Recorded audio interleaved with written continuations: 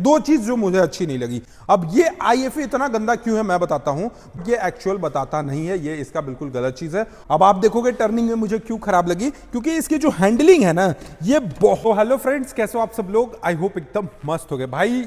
ये बजाज की इकलौती ऐसी बाइक है जो आपको बजट फ्रेंडली मिलेगा। अब मैंने इसको परचेज करा है 2 दिनों पहले, आपको मैंने YouTube पे भी फोटोज डाला था इसकी डिलीवरी लेते टाइम, Instagram पे भी बहुत सारा डाला था, और पहला दिन ही इस बाइक का मैंने टॉप स्पीड भी नाप दिया था, वो भी विदाउट एनी गियर। अब सोचो जब मैं प्रॉपर गियर के साथ, राइडिंग जैकेट्स के साथ रहूंगा तो इस बाइक को कितना टॉप स्पीड ले जा सकता हूं। फिलहाल इसका अभी मैं करने वाला हूं रिव्यू। अब रिव्यू में मैं ये नहीं बताऊंगा कि इसमें ये फीचर्स है वो फीचर्स है, आखिर मैं ना ये 250 सीसी की तरफ क्यों गया, इसमें कौन कौन से फीचर्स मिले, और सबसे पहली चीज ना इसकी प्राइस। मतलब 250 सीसी होने के बावजूद भी इसकी जो प्राइस थी वो एकदम बजट फ्रेंडली थी, क्योंकि आप देखोगे अभी 155 सीसी की भी जो बाइकें हैं वो आपको कहीं ना कहीं 2 लाख 2.5 लाख रुपए तक मिल रही है, लेकिन ये मुझे 250 सीसी का बाइक कितने में मिला अभी मैं आपको आगे बताऊंगा, मुझे डिस्काउंट कितना मिला और आखिर मैंने क्यों इस बाइक को लिया। सबसे पहला रीजन तो मेरा ये है कि ऑलरेडी मेरे पास रॉयल एनफील्ड का बुलेट है, आपको पता है स्टैंडर्ड 350 जो कि बटालियन ब्लैक है, और मेरी मतलब भाई लाइफ टाइम वो फेवरेट बुलेट रहेगी, लाइफ टाइम वो फेवरेट मेरी मशीन रहेगी। लेकिन मैं N250 की तरफ क्यों गया? सबसे पहले मुझे चाहिए थी LED लाइट, और एक ऐसी बाइक चाहिए थी जो थोड़ा सा स्पॉटी लुक है और मैं उसको कभी कभी है ना एक स्पॉटी वे में चला सकूं, क्योंकि बहुत लोग कहते थे कि भैया बुलेट एक ऐसी गाड़ी है जिसे आप बहुत ज्यादा स्पीड नहीं चला सकते हो, तो मुझे चाहिए थी कि नहीं भाई एक थोड़ा सा झुक के चलने वाली भी बाइक चाहिए और स्पोर्ट्स बाइक चाहिए। तो मैंने इसको लिया क्योंकि यहां पर देखोगे इसका लाइटिंग सेक्शन। अभी मैं सबसे पहले आपको लाइटिंग की ही बात कर लेता हूं, तो इसमें आपको भाई MT15 से बड़े प्रोजेक्टर लाइट मिलते हैं, और ये लाइट मैं आपको इतना कह सकता हूं कि जब मैं इस बाइक को चलाकर आ रहा था, रांची से परचेस किया था, अपने शहर झारखंड से मैं बिलोंग करता हूं और झारखंड का कैपिटल रांची कॉस्मिक बजाज से खरीदा था। अब कॉस्मिक बजाज से अपने शहर डाल्टनगंज 170 किलोमीटर दूर है, 170 किलोमीटर दूर लाने में रात का समय था। मतलब मुझे इस बाइक की लाइटिंग इतनी अट्रैक्ट की कि मैं क्या ही बोलूं। यानी मैं लिटरली यही सोचा कि मेरे पास जो गाड़ी है, कार है, उसकी हेडलाइट से कई गुना ज्यादा बेस्ट ये छोटा सा प्रोजेक्टर लाइट का कमाल था। मतलब रोड पे जो विजिबिलिटी है, चाहे हाई बीम करो चाहे आप लो बीम करो, इतनी शानदार मुझे लगी कि मैं तो फैन हो गया इसका लाइटिंग सेक्शन का। मैं सोचा कि एक्स्ट्रा लाइट मैं लगाऊंगा कभी अगर लॉन्ग टूर पे अगर मैं निकला तो, लेकिन अब मुझे नहीं लगता कि एक्स्ट्रा लाइट की भी मुझे जरूरत पड़ेगी। तो ओवरऑल लाइट बहुत अच्छी है। इसके अलावा इसमें जो DRLs देखोगे, आई शेप्ड जो DRLs हैं वो भी काफी ज्यादा अट्रैक्टिव हैं। और फिलहाल हमारा ये देखोगे द अभिषेक, क्योंकि भाई ये बाइक जो है वो मैंने अपने भाई के नाम पर लिया है, अभिषेक नाम है उसका, और उसका ड्रीम है कि भाई जितनी भी मशीनें हो हमारे पास सभी में द अभिषेक लिखा हुआ होना चाहिए। तो भाई पहले से ही बाइक की डिलीवरी लेने से पहले से ही वो HSRP में द अभिषेक बना लिया, और बहुत जल्द इसका भी VIP नंबर, फैंसी नंबर आएगा 0020।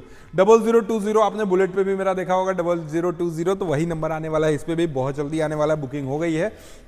अब यहां पर आप देखोगे इसकी जो ओवरऑल ये जो वाइडर सेक्शन की जो डिजाइन है ना, ये कहीं ना कहीं रोबोटिक टाइप का डिजाइन प्रोवाइड कर रही है। अब हम लोग आते हैं इसके सस्पेंशन की तरफ। तो ये सस्पेंशन आप खुद सोचो 250 सीसी की बाइक है, और भाई इस बाइक में भी आपको USD टाइप के सस्पेंशन मिलते हैं जो कि डाउन साइड सस्पेंशन मिलते हैं।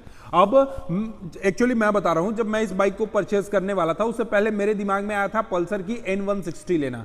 अब मैंने जब रेट पता किया तो भाई लगभग 1,48,000 1,50,000 तक ये जो N160 का टॉप एंड मॉडल है जिसमें USD आया था वो मिल रहा था। तो मैं सोचा कि भाई और थोड़ा सा पैसा लगाकर, अब आपको मैं बताने वाला हूं इस बाइक का कितना पैसा मुझे पड़ा, मतलब आप बिलीव ही नहीं करोगे, और सबको मिलेगा वही पैसे में, ऐसा नहीं कि मुझे बहुत ज्यादा शोरूम वाले ने डिस्काउंट कर दिया।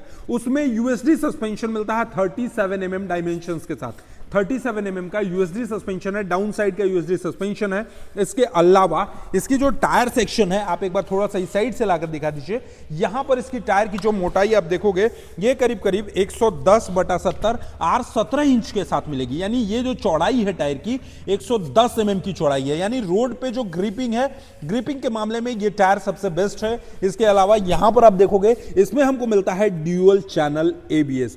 मतलब अगर कहीं ना कहीं देखा जाए तो सेफ्टी का जो कंप्लीट सोल्यूशन है वो ये बाइक में मिलता है, क्योंकि ड्यूल चैनल एबीएस है, यानी ब्रेकिंग में कोई भी दिक्कत नहीं होने वाली है। इसके अलावा यहाँ पे इसके नीचे सेक्शन में देखोगे तो काफी बड़ा सा आपको यहाँ पे मिल जाता है इसका डिस्क पैड, जिसकी डायमेंशंस की मैं बात करूं तो लगभग 300 mm के आसपास आपको इसकी फ्रंट ब्रेक की डायमेंशंस मिलती है। और ये रोटोपेटल टाइप का है। अब ये रोटोपेटल क्या होता है कि जब आप बहुत स्पीड में बाइक को चलाते हो और अचानक से ब्रेक लेते हो तो ये ब्रेक पैड जो है, डिस्क पैड जो है वो हीट नहीं होता है, क्योंकि इस तरीके का जो डिजाइन है उससे इसकी हीटिंग जो है वो रिलीज होती है। इसके अलावा यहां पर आपको एबीएस मिल जाते हैं। इस साइड में अगर आप यहां पर थोड़ा सा नजदीक लाकर दिखाइएगा तो यहां पे आपको क्रेमिका के ब्रेक कैलिपर्स मिलते हैं।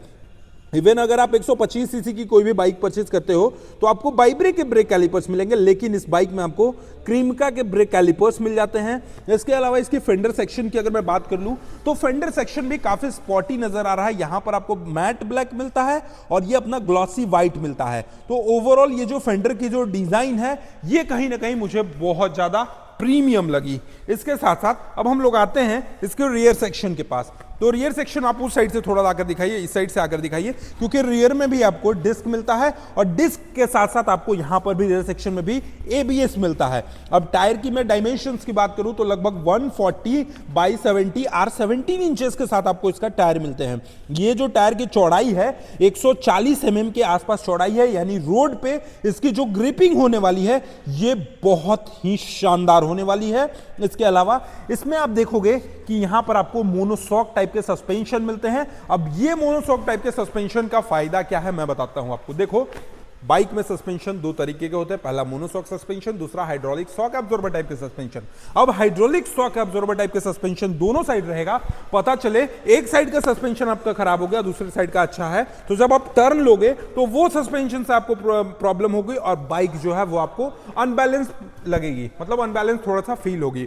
तो ये जो मोनोशॉक टाइप के सिंगल सस्पेंशन होते हैं ये कहीं ना कहीं स्पोर्ट्स बाइक में बहुत ही कारगर साबित होते हैं। इसके अलावा सबसे अच्छी चीज इस बाइक की मुझे साउंड लगी। यहां पर आप देखना, एक बार आवाज में सुन लो।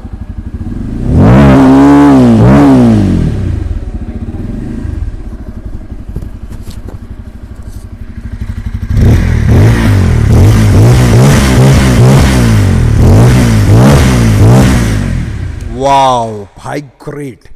मैं यही साउंड का दीवाना था, क्योंकि लिटरली मुझे इसकी जो साउंड है ये स्पोर्ट्स बाइक वाली साउंड है, मेरे कानों को तरस रही थी ये सुनने के लिए। इसके साथ साथ यहां पर आप देखोगे एग्जॉस्ट के पास तो आपको यहां पे ड्यूअल पाइप मिलते हैं और एग्जॉस्ट भी आप देखोगे तो काफी छोटा एग्जॉस्ट मिलता है, काफी स्पॉटी एग्जॉस्ट आपको मिल जाते हैं। इसके अलावा ये जो आपको यहां पे फुट पैक्स मिलते हैं ये आपको एडजस्टेबल फुट पैक्स मिलते हैं, सॉरी नॉन एडजस्टेबल। यहां आप आराम से इसको अप डाउन भी कर सकते हो। इसके साथ साथ ब्रेकिंग सेक्शन आपको यहां पे हो गया। इसके साथ साथ आपको मैं इस बाइक की ओवरऑल ग्राउंड क्लियरेंस दिखा दूं तो ये देखना, आप यहां पर ये दिख रहा होगा आपको 165 mm का ग्राउंड क्लियरेंस है। अब भैया 165 mm का ग्राउंड क्लियरेंस से क्या होगा कि आप कहीं भी इस बाइक को पत्थर पहाड़ पे चढ़ा दो, आपको कभी भी कोई भी परेशानी नहीं होगी। ऐसा नहीं लगेगा कि आपका नीचे से इंजन सट रहा है, और इंजन सटेगा भी नहीं, क्योंकि आप यहां पर देखोगे ये जो इंजन गार्ड लगाया गया है ये काफी अच्छे क्वालिटी का फाइबर के साथ लगाया गया है। अब आपका डैमेज भी होगा तो फाइबर ही डैमेज होगा ना। फाइबर आप 1000 रुपए में आराम से नया लगा सकते हो, इंजन में तो कोई भी परेशानी होगी नहीं, इंजन तो कभी डैमेज होगा नहीं। तो इस तरीके का आपको यहां पे गार्ड लगाकर मिल जाता है। और इसकी इंजन भाई यार इतने कम पैसे में, जहां 155 सीसी मशीन खरीदने के लिए आपको 2.5 लाख रुपए देने पड़ते हैं, वहां मुझे 250 सीसी की ये मशीन खरीदने के लिए बहुत कम पैसा देना पड़ा। फिलहाल इसकी इंजन आप एक बार नजदीक लाकर थोड़ा दिखाइए। यहां पर इसका आपको 249 सीसी का इंजन मिल जाता है जो कि 24.5 PS का पावर प्रोड्यूस करती है और 21.5 न्यूटन मीटर के आसपास ये टॉर्क प्रोड्यूस करती है। यानी पावर एंड टॉर्क की मैं बात कर लूं तो भाई लिटरली बहुत ही अच्छा जाती है। इसकी टॉप स्पीड की अगर मैं बात करूं तो मैंने इंस्टा पे और यूट्यूब शॉर्ट्स पे एक रील बनाकर अपलोड किया जिसमें मैं नॉर्मली इस बाइक को 132 133 के टॉप स्पीड ले गया विदाउट एनी गियर। कभी मैं इसकी राइडिंग पे निकलूंगा तो आपको मैं एक बार टॉप स्पीड भी दिखाऊंगा। इतनी सारी चीजें हो गई। अब सीट की बात कर लेते हैं, हाइट की बात कर लेते हैं। तो भाई मेरा हाइट था लगभग 6 फीट, और 6 फीट के लोगों के लिए ये बाइक मुझे बहुत अच्छी लगी, क्योंकि इसकी जो सीट हाइट है वो लगभग 800 mm के आसपास आपको सीट हाइट मिलती है। अब सीट हाइट ही मैटर नहीं करता, 250 सीसी का ये मशीन का कर्ब वेट की अगर मैं बात 164 kg के आसपास आपको इसका कर्ब वेट मिलता है। यानी वेट ऐसी जो मशीन की पावर को एक्चुअल से आरपीएम से अगर आप भगाओगे तो बहुत इनिशियल भागेगी। अब आप देखते थे भैया 250 सीसी का मशीन है, 250 सीसी का इंजन है, अब इसका कर्ब वेट बहुत ज्यादा दे दिया, तो जब वेट ज्यादा दे दिया तो बाइक आपकी भागेगी नहीं, इसीलिए 164 kg का आपको इसका कर्ब वेट रखा गया है। और इसके साथ साथ यहां पर इसकी जो फ्यूल टैंक की डिजाइन आप देखोगे ये इतनी मस्कुलर कि अभी भी लोग कंफ्यूजन में है कि भैया ये कौन सी मशीन ले लिया आप। तो ये N250 है, मस्कुलैरिटी बहुत ही शानदार है। इसके अलावा आप यहां पर देखोगे तो स्मोकी क्रोम में पल्सर का 3D बैजिंग देखने को मिलता है, और ये एक ही साइड नहीं मिलता है, ये दोनों ही साइड पल्सर का बैजिंग देखने को मिलता है। इसके साथ साथ यहां पर आपको इसकी मीटर कंसोल, अब भाई जब मैं मीटर कंसोल बताने लगूंगा तो आप कहोगे कि अभिषेक भाई क्या वीडियो बना है यार, इतने कम प्राइस में इतना अच्छा मशीन आप कैसे दिला सकते हो, माइलेज भी काफी अच्छा खासा है, अभी मैं आपको दिखाऊंगा। बट भाई मुझे एक डिमेरिट लगी इस बाइक की, अभी मैं आपको आगे बताता हूं। सबसे पहले ये मशीन में जब आप देखोगे यहां पे इसके कंसोल सेक्शन में, तो कंसोल सेक्शन आपको फुली डिजिटल मिलता है, जिसमें बहुत सारी चीजें देखने को मिलेंगी। और कंसोल सेक्शन से पहले यहां पर देखो भाई, इतने कम पैसे में लिटरली यार ये वेब की कौन देता है, मतलब सेफ्टी का हर एक चीज ध्यान दिया गया है। ये N250 में यहां पर वेब की मिलता है। इसके अलावा कंसोल सेक्शन देखोगे तो आरपीएम शो करता है, टाइमिंग बताता है, गियर शिफ्ट इंडिकेटर बताता है, फ्यूल का आपको यहां पे बैजिंग शो करता है, ब्लूटूथ कनेक्शन है, ट्रैक्शन कंट्रोल है।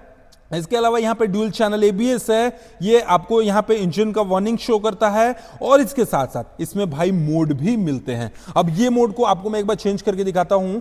यहां पर आप देखोगे ये अपना ऑफ रोड मोड हो गया, इसके बाद आपको इसमें रेन मोड भी मिलते हैं, रेन मोड के बाद आपको एक रोड मोड भी मिल जाता है।